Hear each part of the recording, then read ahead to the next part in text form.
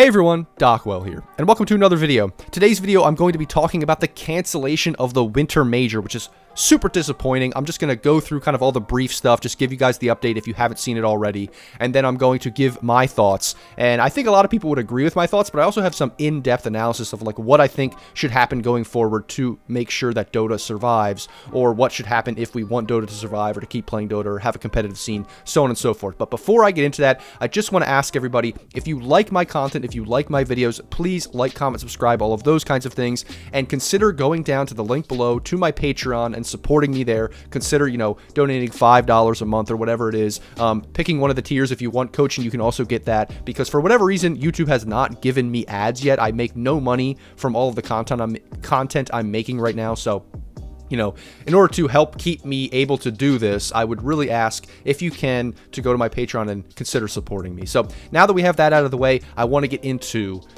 this entire cancellation of the Winter Major and everything going forward. So before we get to all my thoughts about what to do changing it, let's just go over what happened. So basically this morning, Valve announced with a blog post, yes, just a blog post, and we can see that here, the cancellation of the Winter Major. So basically, they just kind of updated the website, put this here, which is like 2 paragraphs. This is one sentence, or 2 sentences, not even really a paragraph. Just about, oh, well, because of COVID and because of travel restrictions and new strains, we're just going to cancel the major, whatever. And we're just going to distribute the DPC points to the next 2 majors. And then that's it. That's pretty much all they said. Nothing about the money. Nothing about all the money they've earned recently, from all the battle passes, everything. Nothing about what the money's what's gonna happen with the money for those that are doing really well, like someone like Quincy Crew, who's basically first place in the in NADPC. Team Tickles is another one who's doing really well in Western Europe. Like, these teams that are kind of haven't been around for a long time are just getting absolutely, completely, 100% screwed by this, and they just have there's no communication on what's going to happen with the money, if the money's just going to, Valve's just going to keep it, or they're going to distribute it, or they're going to push it to the next majors.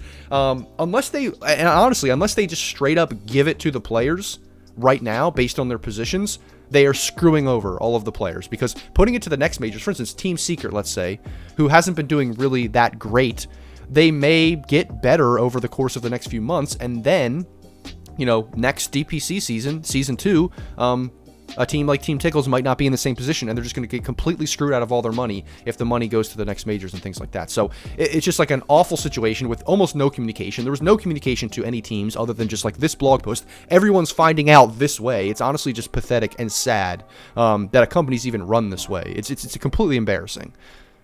And so that's honestly just the major state of things here from the blog post.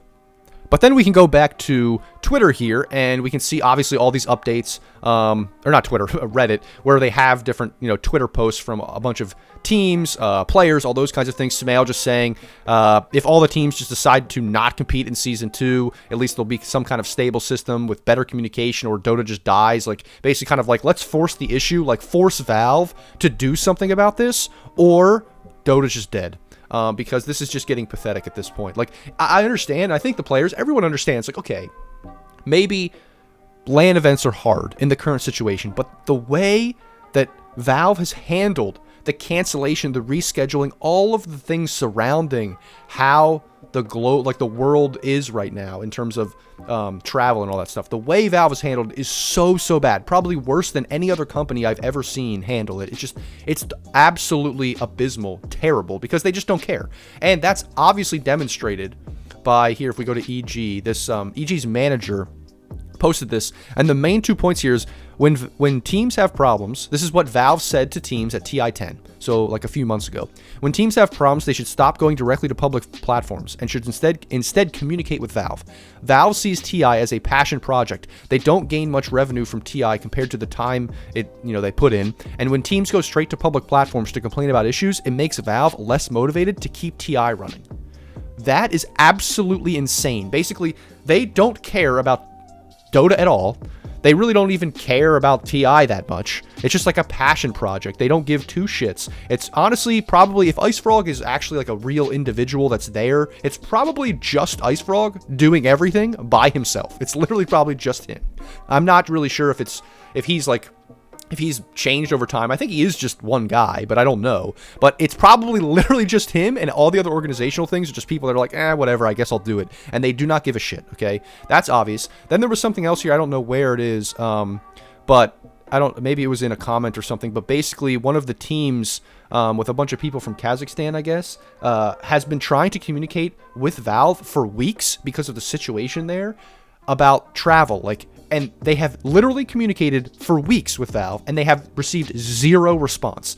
This is just pathetic, and this kind of goes to what Samael's saying, that, essentially teams and players need to push the envelope, and something needs to change. Something needs to drastically shift here, or Dota is dead, basically.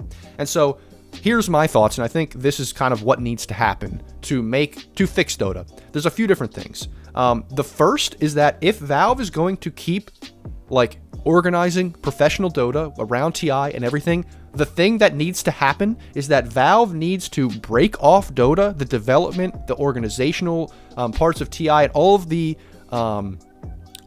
professional esports aspects of Dota. They need to take that and they need to break it off into a different company, a subsidiary of Valve, and make it its own independent company with independent employees, an independent board, a CEO, all of these kinds of things, and make them completely and 100% focused on Dota. That's the only thing that's going to solve this problem, because then that company in itself, although they would have the support and the backing and the money of Valve, which helps, they have, everybody that's employed there is just focused on Dota, and Dota is the main thing for them, and that would fix a lot of things. Now, it wouldn't fix everything, but it would fix a lot of things, because then they would be, those would be the people that would communicate, that would be the main structure, and then from there, what they would need to do is they would need to basically copy the sports model, the traditional sports, basketball, football, soccer, or, football and American football, whatever you want to say, anything like this. They need to just copy this, baseball, whatever it is, copy their structure, copy how the communication works, copy how they implement tournaments, or, all these different things, leagues, all this stuff. Just copy this, which they kind of attempted to do with the DPC, but it was very, very sloppy. And there's a lot of different complaints people have about that. But I think the DPC in some ways is better than what was in place beforehand, at least for, a development of the scene for Tier 2 Dota and all those kinds of things, and people have explained why. But obviously for the better players, it's not as lucrative and things like that, but it's still really good for a development of a scene. I think we've seen that over the past couple seasons, or the past few years, is that the development of all the scenes has grown. It's actually good. And so, anyway, once they break the company off into a subsidiary, then they need to implement more of these sports structures with, players associations, and with the way that they communicate, and with the way they force teams to stay together, and just different things like that to some extent, and not make it sloppy, not make it crazy, all these kinds of things. Okay, so that is what needs to happen. If everything was in a perfect world, everything was great, and we wanted Dota 2 to survive, I'm going to tell you right now, that's not happening. Valve is not going to break off Dota into a subsidiary company. And so, if that does not happen, Dota is essentially dead through Valve. I really think that it is. I don't believe that Dota is going to get fixed in a competitive esports way if Valve doesn't do that. They have to do that. It's the only thing that's going to fix it. So, because of that, I think we have a few options then. Either Dota just completely dies, Dota 2 at least completely dies, and someone else comes along, some other company, independent creators, whatever it is, and makes a Dota 2 clone with none of the assets, but all of the same mechanics, all of the same ideas, because I don't think you can really, because obviously Valve took all of that from Dota 1. They can't really copyright that specifically, but all of the ideas and mechanics and things like that, and then makes a separate game that then Dota 2 transitions to, and maybe it's not as big, but whatever.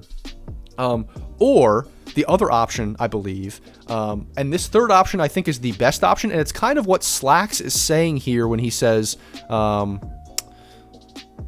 Slack says, if I get this post to 3,000 likes, it has 8,000 or 9,000 right now. I'll throw the first major myself. I'm not joking. I have nothing to lose anymore. I think this is what needs to happen, and this third option is the reason why I'm going last year with this option is, and it's kind of what Samael's implying too, is that basically the community needs to take over. Essentially, the structure of TI, the structure of these professional tournaments, it's going to have to, it might have to get worse before it gets better, but basically what's going to happen is that the teams and the players, they all have to come together and either force Valve to do something, and if Valve doesn't do anything, then they're going to have to say, okay, we're not participating in Valve's structure anymore. We are going to make our own parallel structure of an esport to Dota 2's like Valve implemented structure. We're going to make a parallel structure, and we're going to try to get the revenue from the battle pass, all this revenue, all these things, and we're going to try to like transfer it in some meaningful way somehow over to a parallel structured esport that just runs alongside and is played on Dota 2 as a game, but is not involved at all with Valve. I think that's going to be very hard, but those are really our only options. Valve has to do something, implementing something, which the only way they're going to do that is if they honestly break the Dota 2 team off to another company, a subsidiary. Like I said, another game is made that basically copies all the Dota 2 mechanics and everyone transitions to that and it's handled, in a better way. Or that we make a parallel structure for the Dota esport that still runs on Dota 2, but all of the teams and organizations and players and everything decide to basically just ignore Valve and just do their own thing. The talent, everybody just says, okay, fuck you, Valve. We're going to do our own thing because you're completely and utterly incompetent. And we're going to talk to, other organizers of events and all these other, like WePlay and all this stuff, and we're going to do our own thing over here. Screw Valve, even screw TI to some extent. We're just going to do our own thing, and then if that happens and it's effective, then maybe Valve will come around and either like fund TI, and they at least will have some involvement in just TI or whatever it is. But I think those are the three options that we have. If one of those three options doesn't happen, in other words, like I said, I'll reiterate it again, if Valve doesn't break off Dota into a different team, like a subsidiary company, if another game is not developed that is like Dota 2, copying all of its mechanics in a very specific way and making it effective and kind of stealing everybody's players, which I think could definitely happen. I think honestly, it's ripe to happen. It's if some company wants to take the risk and do it and literally just copy the mechanics in a really direct way and make a better game, because the game is getting, that's the thing, the game is getting shitty and glitchy and awful in all these different ways. A company could come along and do that. Or if the players and the talent and the organizations and the organizers of events don't just say fuck Valve, we're going to make a parallel kind of organization, a parallel esports scene that still runs on Dota 2 but is basically not involving Valve at all, then Dota 2 is dead. I'm just going to say that right now. Dota 2 is dead, basically. It is, and I know it's slowly dying anyway with users, like less and less people are playing. And I know this isn't good for like my channel, but I don't even make money from it anyway. I don't really care. I'm just giving my honest opinion that Dota 2 is dead. I think in the next year or two, if none of those three things happen, I really would be surprised. The only other option is that Valve changes its way, and it hasn't changed its way in 10, 12 years, whatever. It hasn't gotten better. It hasn't done anything different. So I really think that Dota 2 is just going to come to an end. I think all these players, I think the players that have made a lot of money already, they're done. Because they're not going to just not going to put up with this bullshit. Why? Just move on with your life. You already have millions. You already have hundreds of thousands. Move on. All of the players that are like kind of lower in the scene are just going to leave. And then all of the people that are funding TI, like a lot of the players, the people, we're just going to get sick of it. I know Dota's addicting, but we're going to leave. Like yes, I love Dota, but if the whole esports scene, if everything crumbles around it and it's just Dota, just the game with no esport, no TI, no nothing, I don't think a lot of people will come back. Because actually, I already think there's a lot of people that watch TI, that watch for the esport, and if that crumbles, the lot of the scene is gone. A lot of people just do that, don't even play anymore. So I think if that crumbles, which it looks like it is, then Dota 2 might die. Now, I obviously hope that doesn't happen. I hope one of those three things happens, but those are basically all of the solutions I can think of. I don't really think there's anything else that could happen to save Dota at this point. But let me know what you guys think. I think those three options, like I spelled out, are kind of the ways forward here. And I hope one of them happens. It would be good to see one of them happens. We'll see what happens with Slack's trying to run the major. I think this is actually, like, the fact that he just wants to do this.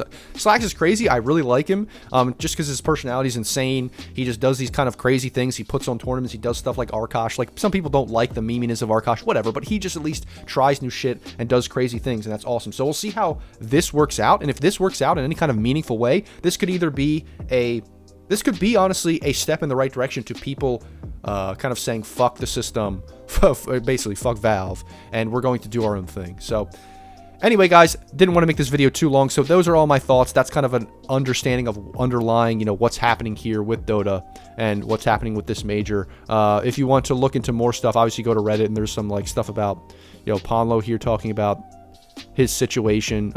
You can look at Quinn had a huge stream talking about it. Kezu has some thoughts, all these kinds of things. Everyone has their thoughts. There's always more to dip into, but those are my thoughts. Those are the things that I think will solve it.